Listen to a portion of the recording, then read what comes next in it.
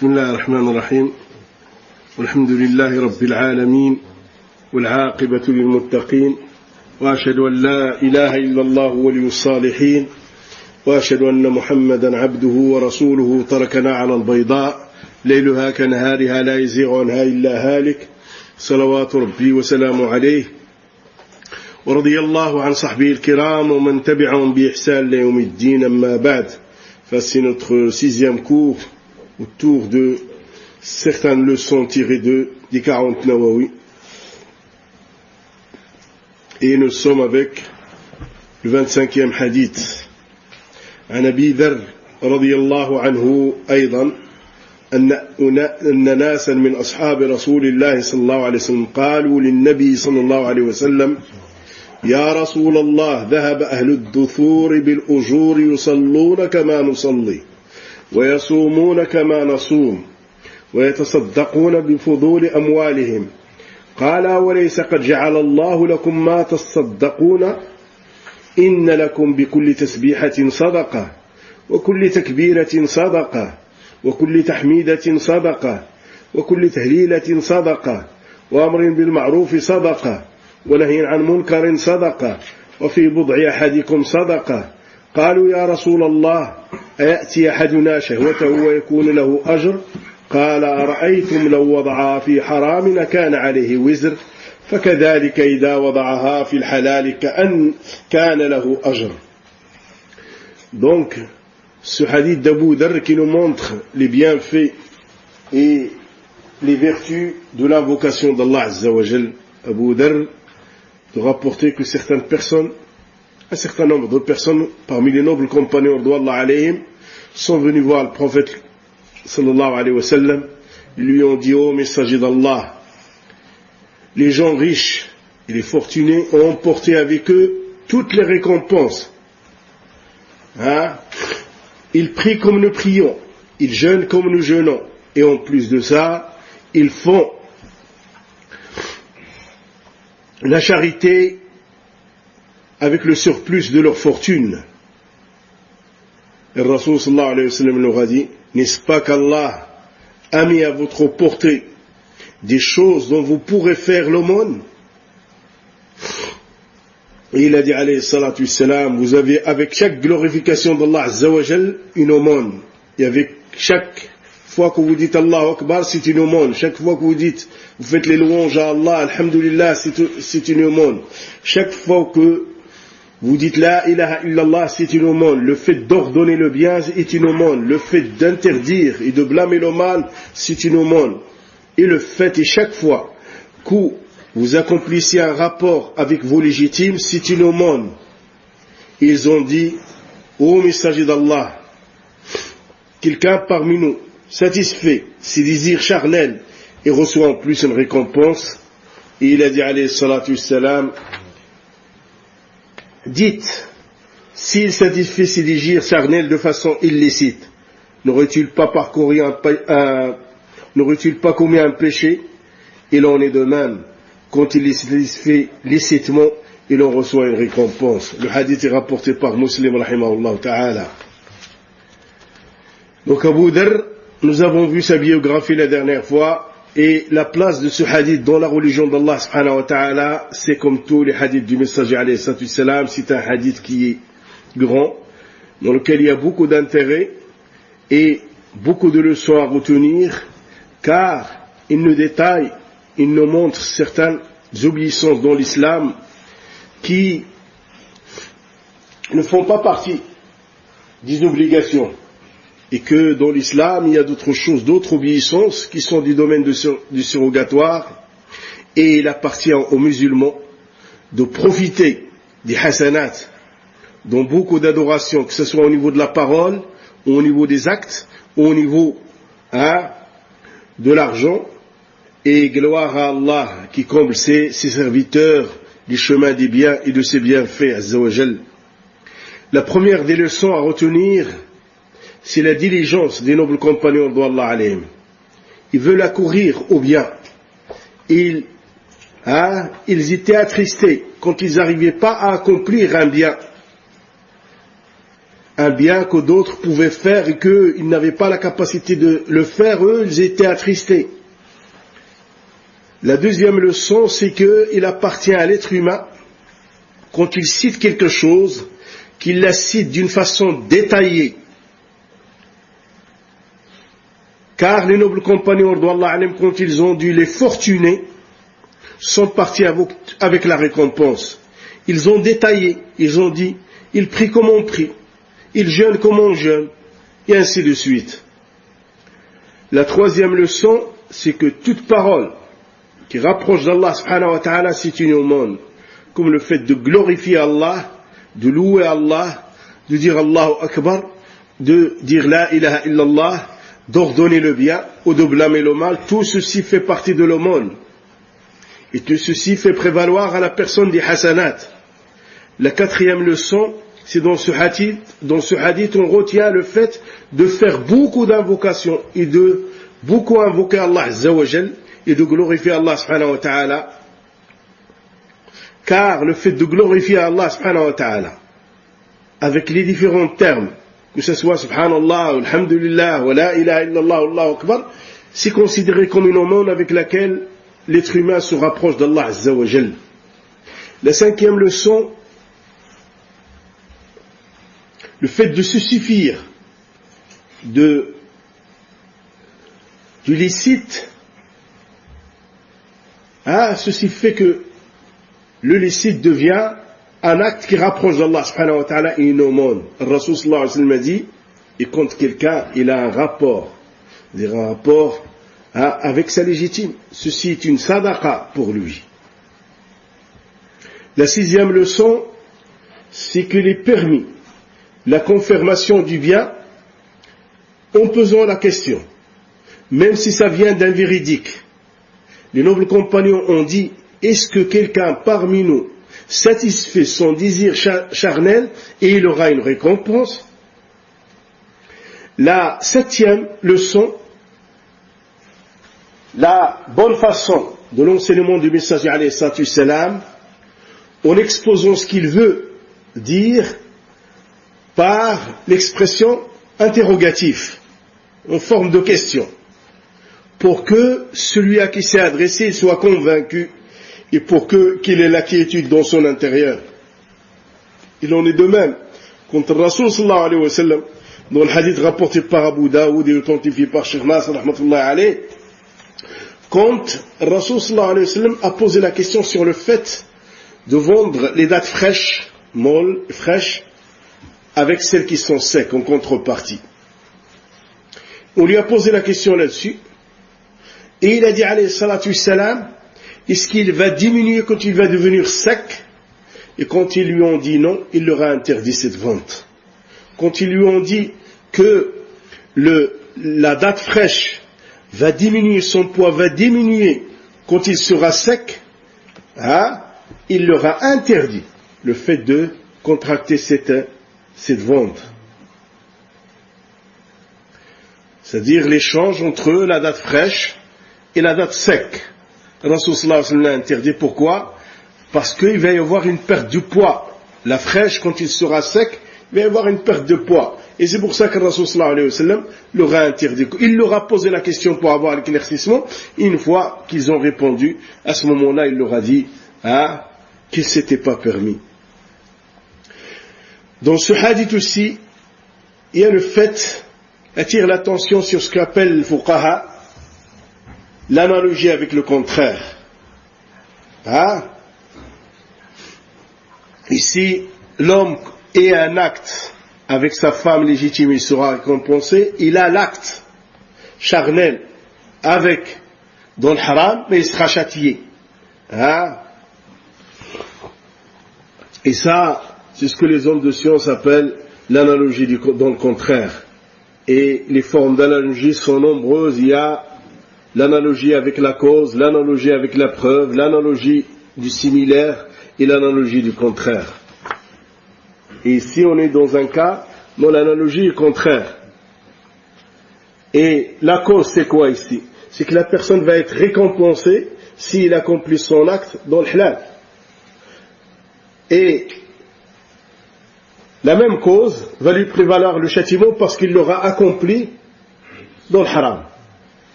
Et le 26e hadith, عن أبي هريرة رضي الله عنه قال قال رسول الله صلى الله عليه وسلم كل سلام من الناس عليه صدقة كل يوم تطلع فيه الشمس تعدل بين اثنين صدقة وتعين الرجل في دابته فتحمله عليها أو ترفع له عليها متاعه صدقة والكلمة الطيبة صدقة وبكل خطوة تمشيها إلى الصلاة صدقة وتميط الأذى عن الطريق صدقة رواه البخاري ومسلم رحمة الله عليهم. Donc ce hadith nous montre que chaque acte que nous faisons avec nos membres est une aumône pour la personne. Abi Hurra radiyallahu anhu a dit que le Rasul sallallahu alayhi wa sallam a dit l'homme doit accomplir pour chaque articulation une sadaqa.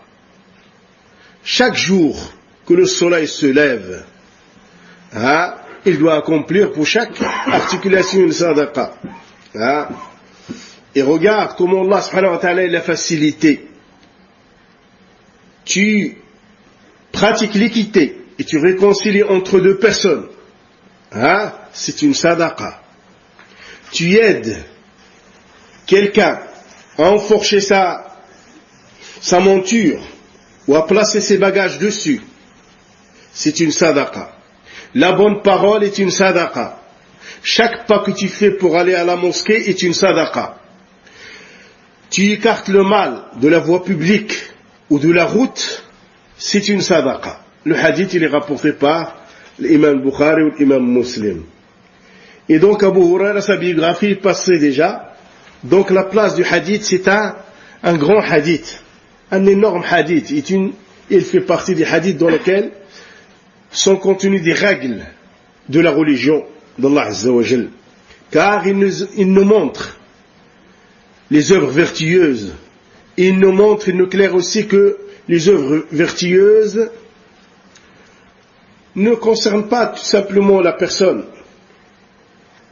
Chaque fois qu'il accomplit un acte vis-à-vis de l'autre, il le conseille, c'est une sadaqa pour lui. C'est pas tout simplement ce qu'il a accompli comme acte, invoquer Allah, lire le Coran et ainsi de suite. Là, c'est aussi le fait de conseiller les autres, d'aider les autres et ainsi de suite. C'est aussi, il y a des récompenses dedans et que les portes du bien sont nombreuses. Allah subhanahu wa ta'ala a ordonné à ses serviteurs de s'entraider dans le bien et dans la piété. Et parmi les leçons à retenir de ce hadith, c'est que chaque être humain, il faut qu'il accomplisse une sadaqa chaque jour où le soleil se lève, chaque jour qu'il vit, pour le nombre de ses articulations, qui sont du nombre de 360 articulations. Et ça, 360 sadaqa akhi. Mais Allah subhanahu wa ta'ala est clément avec ses serviteurs. Il leur a facilité les œuvres. Ils peuvent les accomplir facilement. Invoquer Allah, enlever le mal sur le chemin, aider quelqu'un, et ainsi de suite. La clémence d'Allah subhanahu wa ta'ala est très large. C'est-à-dire qu'il ne nous a pas imposé ce que nous ne pouvons pas faire. Tout ce qui nous a été ordonné de faire, ou du domaine du préférable à faire, il est dans la capacité des gens. Et quand ils sont incapables de le faire, la situation, ils ont les autorisations qui correspondent à la législation, qui sont des autorisations législatives qui correspondent à leur situation. Et la louange est à Allah subhanahu wa ta'ala. La deuxième leçon, que tout ce qui rapproche d'Allah subhanahu wa ta'ala comme adoration, et comme bienfait que tu fais à autrui, c'est une aumône. Et ce qu'a cité le Rasul sallallahu alayhi wa sallam, ce sont des exemples. Et il est rapporté dans un autre hadith, rapporté par l'imam Muslim. Et pour remplacer tout ça, à la fin de ce hadith, il est dit, et pour remplacer tout ça, d'ork'at de duha. Pour remplacer tout ce qui est cité dans le hadith. Ceci est remplacé par d'ork'at, de salat al-duha, de la prière de duha.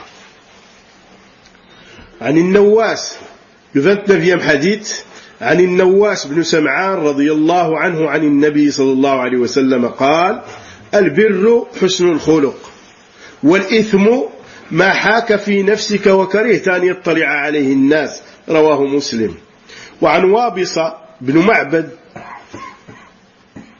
رضي الله عنه قال أتيت رسول الله صلى الله عليه وسلم فقال جئت تسأل عن البر قلت نعم قال استفت قلبك البر ما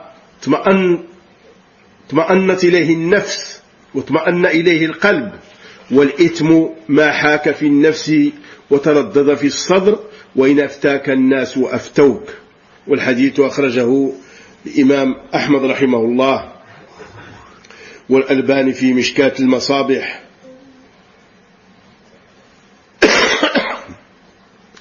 Et Nouas, dans ce hadith, le Rasul sallallahu alayhi wa sallam montre ce qu'est la piété, ce qu'est le péché, le mal, les choses qui sont mauvaises.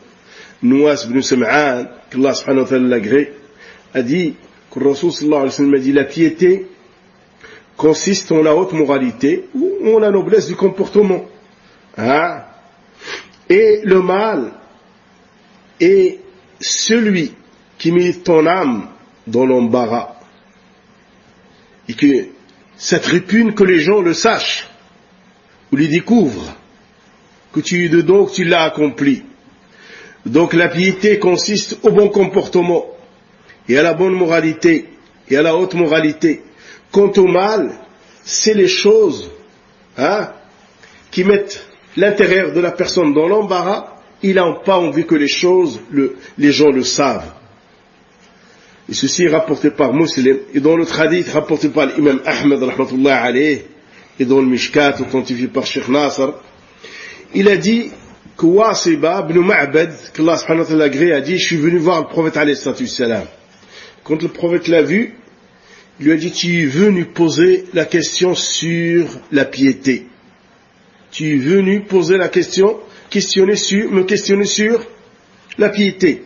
Il lui a dit certes ya Rasulallah. Et il a dit, interroge ton cœur. Il lui a expliqué ce que c'est que la piété. Il lui a dit, interroge ton cœur. Le birr, la piété, c'est les choses qui ramènent la quiétude au cœur et à l'âme. C'est les choses qui donnent la quiétude au cœur et à l'âme de la personne. Et le mal, l'ithme, c'est toute chose qui tourmente la conscience de la personne et qui met son âme dans l'hésitation. Même, peu importe les avis que te donneront les gens, et peu importe l'insistance, comment ils insistent sur leurs avis. Donc le Rasul sallallahu alayhi wa sallam a dit que le bien, c'est les choses, laquelle, quand la personne les fait, il les dit, il est tranquille. Son intérieur est tranquille, il est apaisé. Et le mal, c'est toute chose qui va lui ramener des tracasseries dans son esprit, des tourments, il est tourmenté, il n'y a pas la quiétude. Nouas ibn Sam'an, le Killabi, et on dit de lui l'Ansari, il a été dit que son nom c'est Ibn Sam'an, Ibn Khalid, Ibn Abdillah, Ibn Abi Bakr, Ibn Kilab. C'est l'un des compagnons qui faisait partie des gens de la Soufa, les pauvres qui habitaient à la mosquée du prophète alayhi salam. Il a habité aussi Sham, et il a résidé avec le messager alayhi salam à Médine pour avoir la compréhension de la religion et la science de la religion. On lui rapporte 17 hadiths radiyallahu anhu arda. Ibn Hajar al-Haytami, dans l'interprétation des 40 Nawawi, il a dit, ce hadith,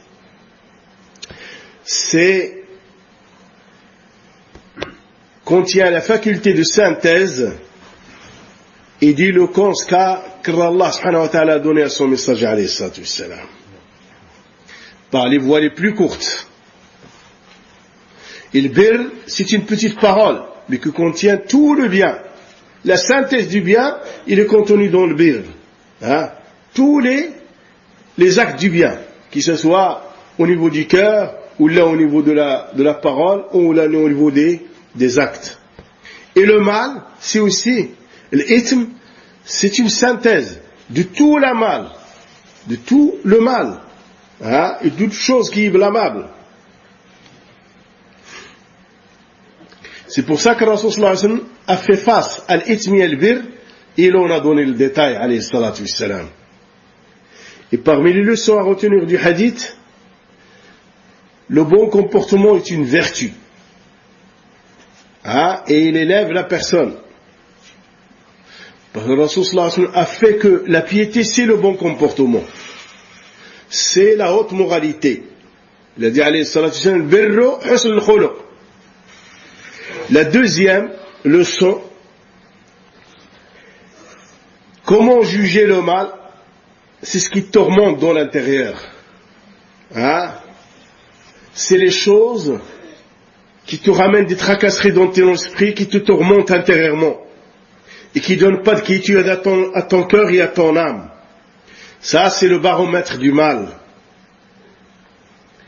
Et la troisième leçon, c'est que le croyant déteste le fait que les gens voient ses défauts ou ses péchés, le mal qu'il fait, contrairement à celui qui s'en fout.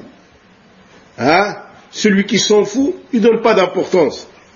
Que les gens le sachent ou là ils ne le sachent pas, lui, ça ne le concerne en rien. Hein? La cinquième leçon, c'est la perspicacité du prophète alayhi salatu wassalam. Wasiba est arrivé, il lui a dit, tu es venu poser des questions sur la piété. Ce qu'on appelle le firasa, tu peux l'expliquer par le sixième sens, par le bon flair, ou autre. Et la perspicacité, le Rasul sallallahu alayhi wa sallam, quand il l'a vu arriver, il lui a dit, tu es venu chercher ça, tu es venu poser des questions sur la piété. La cinquième leçon, c'est que le Rasul sallallahu alayhi wa sallam a remis le jugement de la chose à l'âme quiète, l'âme remplie de quiétude, cette âme qui déteste le mal et qui aime le bien. Et il a dit, le birr, c'est ce qui ramène la quiétude à l'âme et qui donne la quiétude et l'apaisement au cœur. La sixième leçon, il appartient à l'être de regarder dans son intérieur, avant de poser des questions aux gens, de regarder ce qu'il y a dans son intérieur. Parce que des fois, les gens ils vont lui répondre alors qu'ils n'ont rien. Ou des fois, ils vont lui dire quelque chose et cette chose va l'amener dans l'hésitation et dans l'embarras et dans la tracasserie. Et dans ces cas-là, si c'est des gens comme ça, c'est pas la peine qu'il revienne vers eux. Il revient vers lui-même. Rasul sallallahu alayhi wa sallam, il a dit, regarde dans ton cœur. Et la septième leçon, c'est quand la personne a la faculté de l'effort d'interprétation et la capacité d'interpréter, il ne peut pas aller vers l'imitation, à imiter. Pourquoi? Parce que Rasul sallallahu alayhi wa sallam a dit, même wa in aftaka an-nas wa aftauk, même si les gens te répondent et te répondent. Du moment qu'il a la capacité et la faculté de faire l'effort d'interprétation, il n'a pas à passer à l'imitation. Le 28e hadith, le hadith d'Abi Najih, l'Irbad bin Sari radiyallahu anhu, قال وعظنا رسول الله صلى الله عليه وسلم موعظة ذرفت منها موعظة وجلت منها القلوب وذرفت منها العيون فقلنا يا رسول الله كأنها موعظة مودع فأوصنا قال أوصيكم بتقوى الله عز وجل والسمع والطاعة وإن تأمر عليكم عبد حبشي فإنه من يعش منكم فسيرى اختلافا كثيرا فعليكم بسنتي وسنة الخلفاء الراشدين المهديين عضوا عليها بالنواجذ وإياكم ومحدثات الأمور فإن كل بدعة ضلالة رواه أبو داود والترمذي وقال الترمذي حديث حسن صحيح وصححه الألباني رحمة الله عليه في صحيح الجامع. Le 28e hadith, c'est l'obligation de se cramponner à la sunna. Hadith de l'Irbad ibn Sariya radiyallahu anhu, il a dit, le Rasul sallallahu alayhi wa sallam nous a fait une exhorte très forte. Les cœurs ont frémi de peur et les yeux ont lâché leurs larmes. Et nous avons dit, ya Rasulallah, c'est peut-être l'exhortation de quelqu'un qui fait ses adieux. Conseille-nous, qu'est-ce que tu nous ordonnes? Qu'est-ce que tu nous ordonnes? Et il a dit, alayhi salatu salam, je vous conseille taqwa, qui est le fait de préserver les droits d'Allah azza wa jal, et de s'abstenir de ce qu'il a interdit. D'écouter et d'obéir, même si c'est un esclave éthiopien qui vous gouverne. Car ceux qui vont vivre après moi verront beaucoup de divergences. Cramponnez-vous à ma voix et à la voix des khalifs bien guidés, mordez dessus avec vos molaires et faites attention aux nouveautés dans la religion, bien sûr, car toute nouveauté est une innovation, toute innovation est un égarement. Hadith authentifié par Cheikh Nasr rahmatullah dans Sahih al-Jami' et il est rapporté par Abu Daoud et par Tirmidhi. L'Irbad ibn Sariya fait partie parmi ceux qui se sont convertis à l'islam, parmi les premiers. On dit que c'est le 4e qui s'est converti à l'islam. Il fait partie des gens de la Soufa, c'est-à-dire des pauvres, des musulmans qui vivaient dans la mosquée du prophète alayhi salam. Il avait une grande envie de rencontrer Allah azza wa jal, une grande envie de mourir. Et il disait, oh Allah, je suis avancé dans l'âge, mes os sont faibles, prends-moi. Il faisait souvent ce dua radiyallahu anhu wa arda. Je suis avancé dans l'âge, mes os sont faibles, prends-moi, oh Allah. Il est mort au nord de l'Arabie al-Sham, au l'an 75 de l'Hégire, et ces hadiths qui ont été rapportés de l'Irbad ibn Sariya sont au nombre de 31 hadiths. La place de ce hadith contient le conseil du prophète, un noble conseil du prophète alayhi salam, à tel point que certains hommes de science ont dit, ça c'est le conseil, c'est le conseil de celui qui fait ses adieux. Il contient un énorme conseil à la communauté, un conseil qui est complet. Il a conseillé le fait de préserver les droits d'Allah, le fait d'obéir aux gouverneurs. Les gouverneurs ici, les hommes de science, et les gouverneurs qui gouvernent. Le fait de se cramponner à la sunna, le fait de faire attention à l'innovation.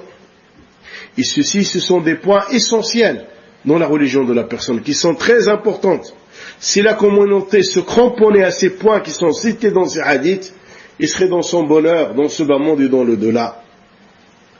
Et parmi les leçons à retenir de ce hadith, la première, la diligence du prophète alayhi salam à exhorter ses compagnons. Et comment il les exhortait avec des exhortations qui étaient très fortes, qui les atteignaient à tel point que leur cœur frémissait et leurs yeux lâchaient leurs larmes. La deuxième leçon, c'est que quand quelqu'un il veut faire ses adieux, il veut dire au revoir à des gens, et il veut quitter ses frères, il a à les exhorter, une exhortation qui va être un rappel pour eux, une exhortation qui aura de l'impact sur eux, car souvent l'exhortation de celui qui quitte ne s'oublie pas. Et la troisième leçon, c'est de conseiller taqwa. Le plus grand des conseils, c'est taqwa, le fait de préserver les droits d'Allah azza wa jal. Et ça, c'est l'ordre qu'Allah subhanahu wa ta'ala a intimé à l'humanité entière. وَلَقَدْ وَصَّيْنَا الَّذِينَ أُوتُوا الْكِتَابَ مِنْ قَبْلِكُمْ وَإِيَّاكُمْ أَنِ اتَّقُوا اللَّهَ. Dans la traduction approximative du sens, il est dit, nous avons ordonné à ceux qui ont reçu le livre avant vous, ainsi qu'à vous-même, le fait de préserver les droits d'Allah. La cinquième leçon, c'est de conseiller aux gens le fait d'écouter et d'obéir à leur gouverneur.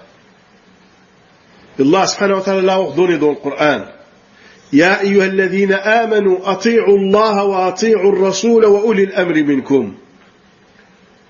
La traduction approximative du sens du verset nous dit ceci: ô vous qui avez cru, obéissez à Allah et obéissez aux messagers et à ceux qui ont le pouvoir sur vous. Et ici rentrent dedans les hommes de science et le gouverneur proprement dit et leurs représentants. Et cet ordre, Allah Azza wa Jal, il est conditionné. Il est conditionné par l'obéissance à Allah Azza wa Jal. Quand l'homme de science et le gouverneur ordonnent le fait de désobéir à Allah subhanahu wa ta'ala, il n'y a pas d'obéissance à une créature dans la désobéissance à Allah Azza wa Jal.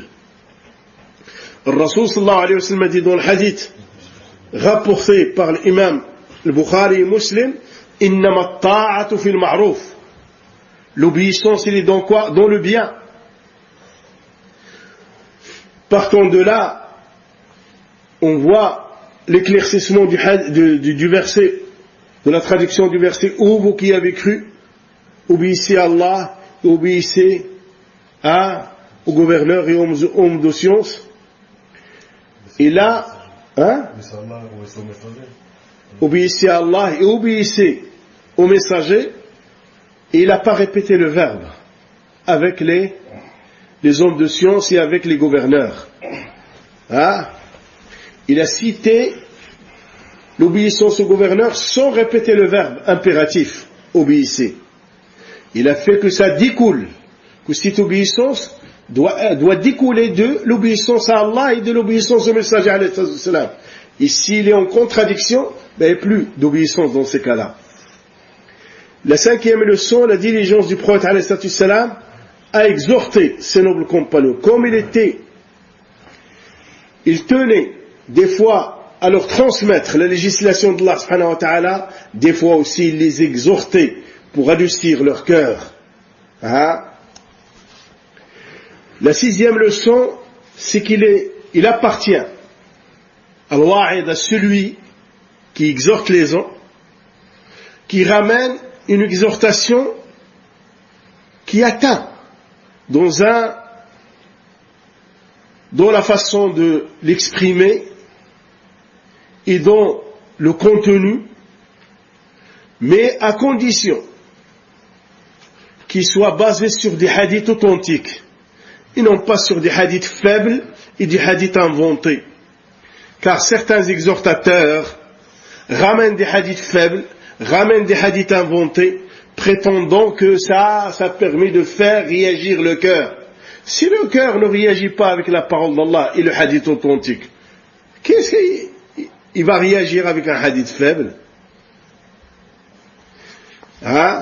Et donc, il nous a été rapporté authentiquement du prophète alayhi salam que celui qui dit de moi une chose que je n'ai pas dite, et qu'il sait que c'est un mensonge, que c'est l'un des menteurs.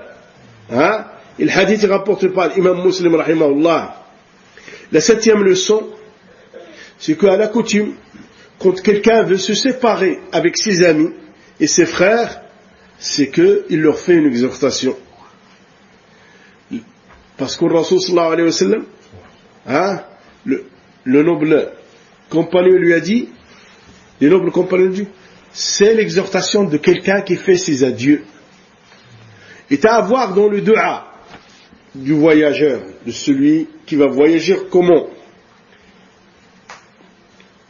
Qu'est-ce qu'il dit dans son dua? Le dua avec taqwa et ainsi de suite. Et celui qui est résident, il lui fait le dua avec taqwa, qu'Allah subhanahu wa ta'ala le raffermisse dans sa religion, qu'Allah subhanahu wa ta'ala, et ainsi de suite. Et la huitième leçon, c'est que il faut demander le conseil aux hommes de science. Il faut, quand l'occasion se présente, demander le conseil aux hommes de science. La 9e, il n'y a pas un conseil qui est plus complet et qui a des grandes vertus que le fait de conseiller taqwa, qui est le fait de préserver les droits d'Allah Azza wa Jal. Parce que c'est l'ordre qu'Allah subhanahu wa ta'ala a intimé à l'humanité entière. Et certains nombres de sciences disent que taqwa, c'est l'union de toute la religion. C'est l'islam complet. C'est la bienfaisance. C'est la foi. Et ainsi de suite. Tout le bien est dans le taqwa. La 11e leçon, l'apparition de l'un des signes parmi les signes de la prophétie du messager alayhi salatu wassalam, et qui rend véridique le message de notre messager alayhi salatu wassalam. Quand il a dit alayhi salatu wassalam, celui qui vivra parmi vous verra beaucoup de divergences, et ceux qui ont vécu après la mort du prophète alayhi salatu wassalam ont vu la naissance des divergences, et tout ceci est connu. Tout un chacun de nous le connaît dans l'histoire de cette communauté. La 12e leçon, qui est l'obligation de se cramponner à la voix du messager alayhi salatu wassalam, surtout au moment de la divergence, de revenir et de se cramponner et de ne pas laisser la voix du messager alayhi salatu wassalam, car il a dit cramponnez-vous à ma voix, un ordre. Après avoir dit, parlez des divergences qu'il va y avoir. Et le salut pour sortir de ces divergences, c'est le fait de se cramponner à sa voix, alayhi salatu wassalam. La 13e leçon, c'est qu'il est aussi obligatoire de se cramponner d'une façon très forte à cette voix du messager, alayhi salatu wassalam. Et à la voix aussi des compagnons de Allah alayhim. Et alors peut-être les khalifs bien guidés. La 13e leçon, la 14e, l'avertissement contre toute nouveauté dans la religion, contre toute innovation dans la religion, quant aux nouveautés et innovations qui concernent le bas monde. Quand il y a un intérêt et un bien pour les humains, il n'y a pas de problème, il n'y a pas d'avertissement. Mais l'avertissement concerne les choses, les nouveautés dans la religion d'Allah Azza wa Jal. Il faut faire très attention aux nouveautés dans la religion d'Allah Azza wa Jal, et parce qu'ils mènent vers la division de la communauté et vers le fait de faiblir cette communauté. La 15e leçon, toute innovation est un égarement. Il n'y a pas une innovation qui est bonne, abadan, comme certains le prétendent. Toutes les innovations, c'est un égarement.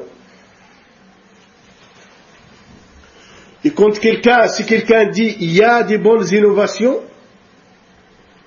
parce que soit ce n'est pas une innovation, c'est une sunna,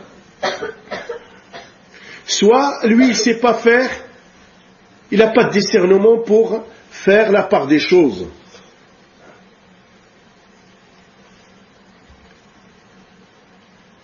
Alors que dire d'un acte, d'une innovation que c'est une bonne innovation, ça c'est impossible. Et ça ne rentre pas dans l'esprit, dans la tête. Car Rasul sallallahu alayhi wa sallam n'a pas fait d'exception. Toute innovation est un égarement. Il n'a pas fait d'exception, il n'y a pas de lettre d'excuse qui vient sortir quelque chose. Tout. Donc, soit l'acte que prétend la personne, c'est une sunna, il ne le sait pas, et donc ce n'est pas une innovation, il ne peut pas y avoir dans la religion une bonne innovation. Le 29e hadith, عن معاذ بن جبل رضي الله عنه قال قلت يا رسول الله أخبرني بعمل يدخلني الجنة ويباعدني عن النار قال لقد سألت عن عظيم وإنه ليسير على من يسره الله تعالى عليه تعبد الله لا تشرك به شيئا وتقيم الصلاة وتؤتي الزكاة وتصوم رمضان وتحج البيت. ثم قال: ألا أدلك على أبواب الخير؟ الصوم جنة والصدقة تطفئ الخطيئة كما يطفئ الماء النار وصلاة الرجل في جوف الليل. ثم تلا قول الله عز وجل: تتجافى جنوبهم عن المضاجع حتى بلغ يعلمون. ثم قال: ألا أخبرك برأس الأمر وعموده وذروة سنامه؟ قلت: بلى يا رسول الله. قال: رأس الأمر الإسلام وعموده الصلاة وذروة سنامه الجهاد. ثم قال: ألا أخبرك بملاك ذلك كله؟ فقلت: بلى يا رسول الله.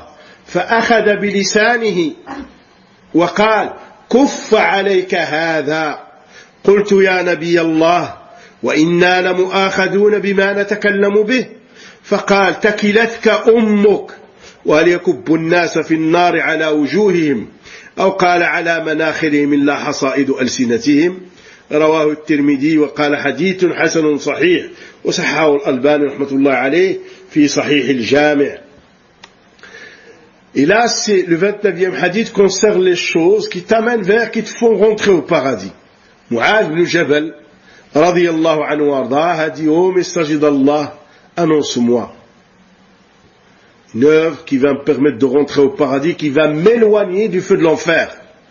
Il lui a demandé une œuvre qui va le faire rentrer au paradis, l'éloigner du feu de l'enfer. Le Rasoul sallallahu alayhi wa sallam lui a dit: tu as demandé quelque chose d'énorme. Tu as demandé quelque chose d'énorme. Mais il est facile pour celui qu'Allah subhanahu wa ta'ala l'a facilité. Tu adores Allah, tu lui fais aucun associé. Tu accomplis la prière, tu t'acquittes de la zakat, tu jeûnes le mois de Ramadan, tu fais le pèlerinage au lieu sacré. Et il lui a dit, alayhi salatu wassalam, tu veux que je te cite les portes du bien? Tu veux que je t'oriente, que je te montre les portes du bien? Hein? Le jeûne est une protection. L'aumône éteint le feu du péché. La prière nocturne, au milieu de la nuit, et il a cité le verset dont la traduction approximative dit ceci, que ils se lèvent la nuit, ils délaissent leur lit pour demander à Allah subhanahu wa ta'ala et pour adorer Allah subhanahu wa ta'ala par crainte et par envie, et ainsi de suite jusqu'à la fin du verset. Et le Rasoul sallallahu alayhi wa sallam lui a dit: tu veux que je t'annonce la tête de la situation et la colonne vertébrale de cette situation et le sommet de cette situation? Et Mu'adh lui a dit: certes ya Rasulallah, je veux. Il lui a dit: la tête de la situation,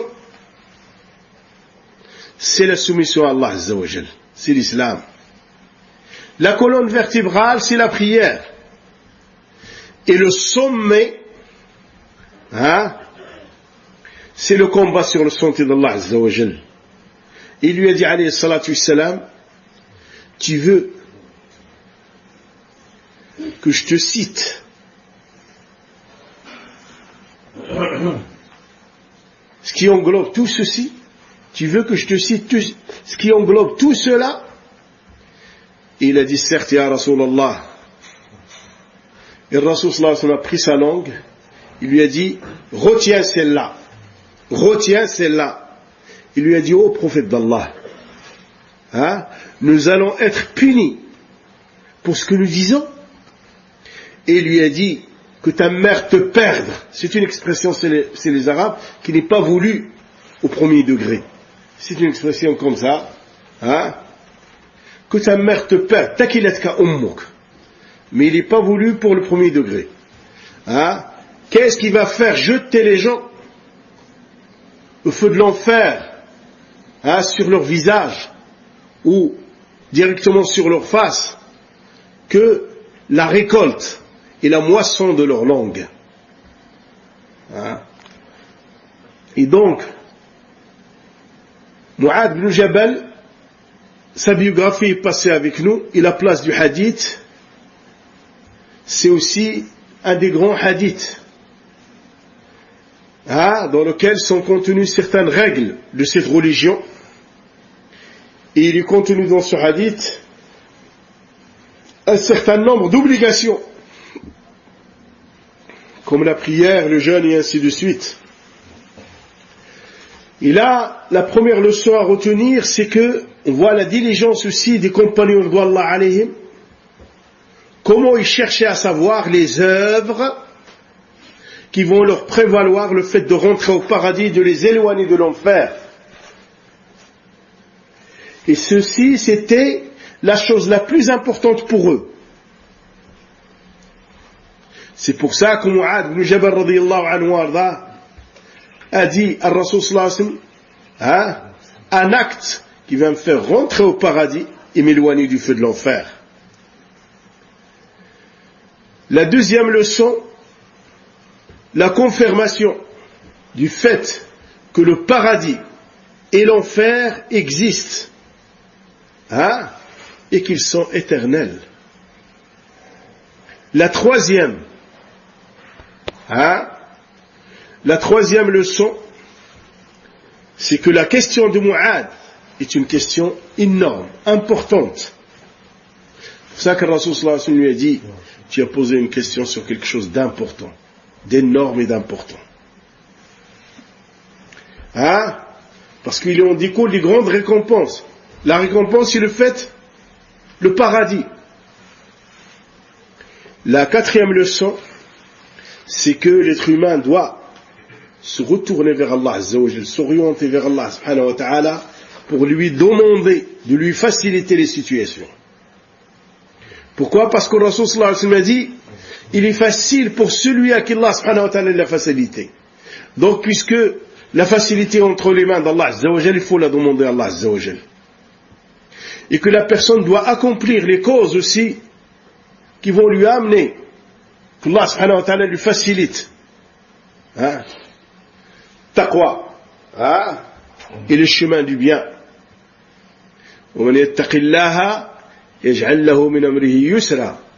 Donc il faut qu'il accomplisse cette taqwa pour avoir cette facilité qui est citée dans le hadith, dans la traduction approximative du sens du verset.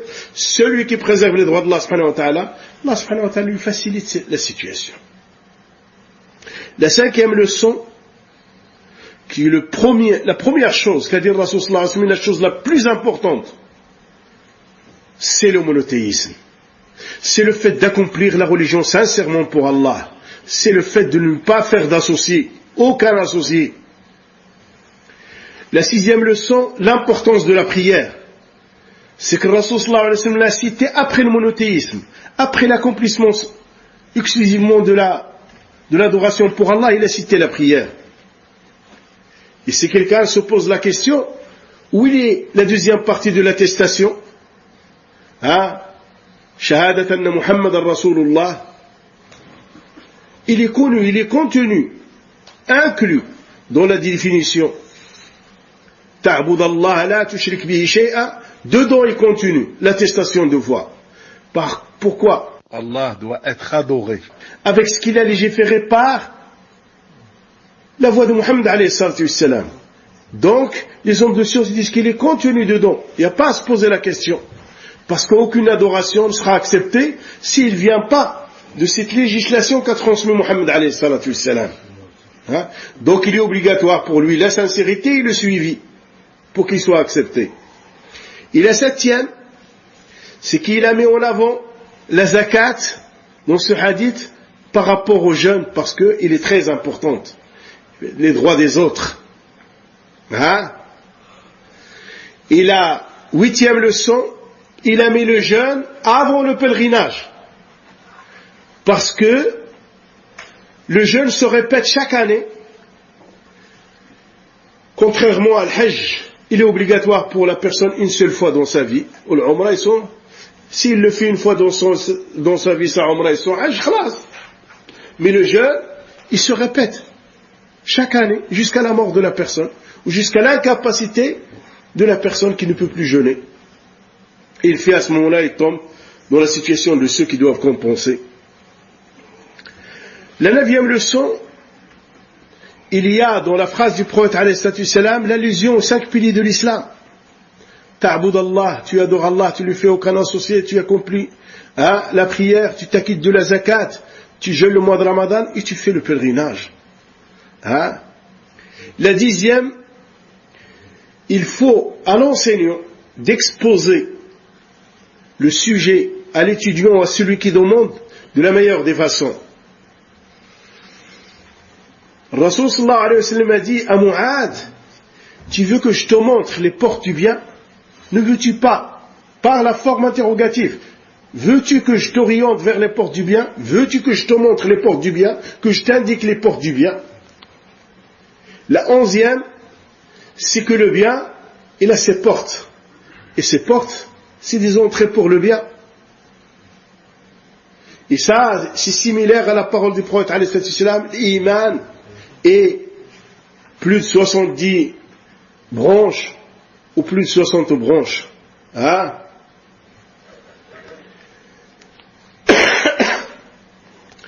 12e leçon, c'est que le jeûne est une protection. Il interdit, il empêche la personne de tomber dans des futilités et de dire le mal et de se mettre en colère et ainsi de suite. Et c'est aussi une protection pour le jeûneur du feu de l'enfer. Allah subhanahu wa ta'ala a dit concernant le jeûne, as-sawmu li wa ana ajzi bih. Une partie du hadith rapporté par l'imam Bukhari, l'imam Muslim. Le jeûne, a dit Allah subhanahu wa ta'ala dans ce hadith, le jeûne est pour moi. Et c'est moi qui récompense pour le jeûne.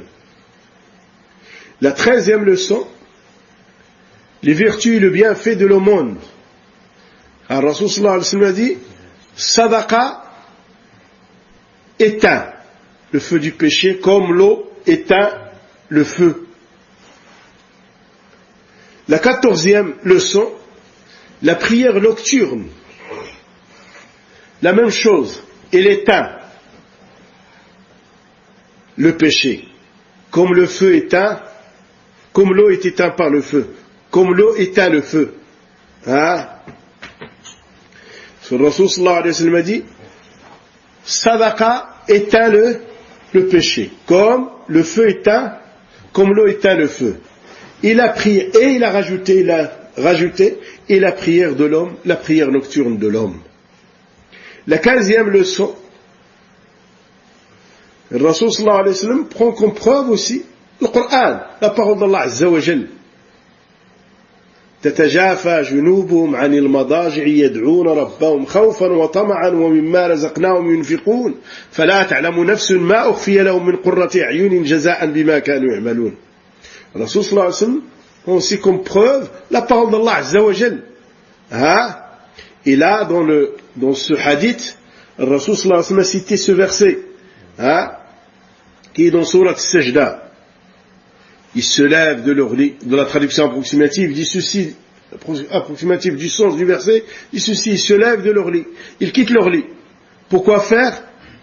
Pour demander à leur souverain. Et ils font cette demande par crainte et par envie, par espoir en Allah azza wa jal. Et de la subsistance que nous leur donnons, ils dépensent. Aucune âme ne sait ce qui était réservé pour eux, comme choses qui vont les réjouir, comme récompense pour les œuvres qu'ils ont accomplies. Et la 16e leçon, c'est que le Rasul sallallahu alayhi wa sallam souvent expose les sujets dans une forme interrogative, pour attirer l'attention à celui à qui il s'adresse, comme il est dans ce hadith, comme il est dans le hadith du Jibril, comme il est dans beaucoup de hadiths. Alayhi salatu wassalam. La 17e leçon, la tête de la situation, tout ça c'est la soumission à Allah azza wa jal. Et sa colonne vertébrale c'est la prière, et le sommet de l'islam c'est le combat sur le sentier d'Allah azza wa jal. Et partant de ce hadith, certain nombre de hadiths, certain nombre de sciences, prennent ce hadith comme référence pour décréter la mécréance de celui qui ne prie pas. En disant que ça c'est la colonne vertébrale, si la colonne vertébrale tombe, il n'y a rien, plus rien nada. Et la divergence, vous la connaissez, qu'il y a entre les hommes de science en ce qui concerne le statut de celui qui ne prie pas.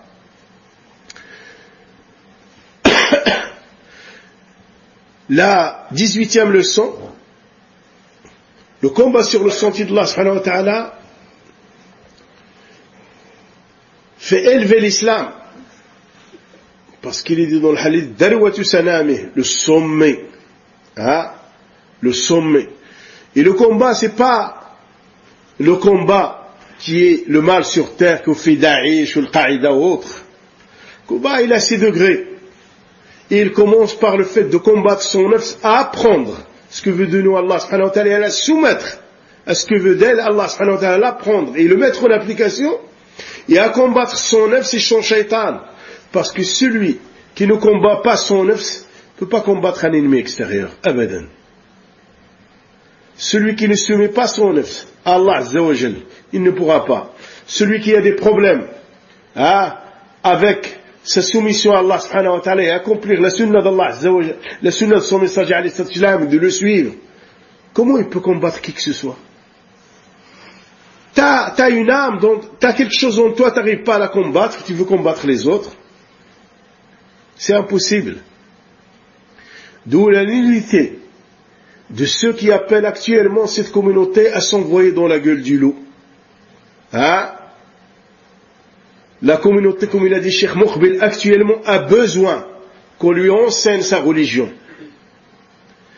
Il a besoin d'authentifier ses croyances, ses convictions, de corriger les erreurs qu'il y a dans les adorations. T'as qu'à voir, rentre dans les mosquées, regarde la prière des gens. Regarde comment les gens y parlent. Et pour peser un petit peu le degré d'aqida qu'ils ont, et les lacunes qu'ils ont dans l'aqida, et tu veux les envoyer combattre, faire quoi? Tu les envoies pour qu'ils deviennent des chairs à canon. Voilà ce que tu veux faire d'eux, des chairs à canon. Comme c'est insensé qui va arriver à Mknas. Lui, il envoie les jeunes à se faire massacrer à Salman l'Aouda, en Irak et partout. Et lui, avec ses enfants, il se la coule douce en Turquie en vacances, tranquille, lui. On le voit, les vidéos, le cheval, et ainsi de suite, que ce soit lui, l'Arevi, et toutes ces tendances. Mais non, on envoie les enfants de la communauté comme chair à canon. Et exciter les populations contre leurs gouverneurs, et ainsi de suite. Qu'Allah subhanahu wa ta'ala préserve le Maroc et la communauté musulmane de cet individu et de ses similaires. La 19e leçon, le point qui va contenir tout ceci, c'est le fait de préserver la langue. Rasul sallallahu alayhi wa sallam lui a dit, veux-tu que je t'annonce ce qui va contenir tout cela? Il lui a dit, certes, ya Rasulullah, je veux que tu me l'annonces. Il a dit, la langue. Retiens celle-ci. Retiens la langue. Et la 20e leçon, il est permis d'enseigner avec les signes. Car Rasul sallallahu alayhi wa sallam a pris sa langue, il a montré.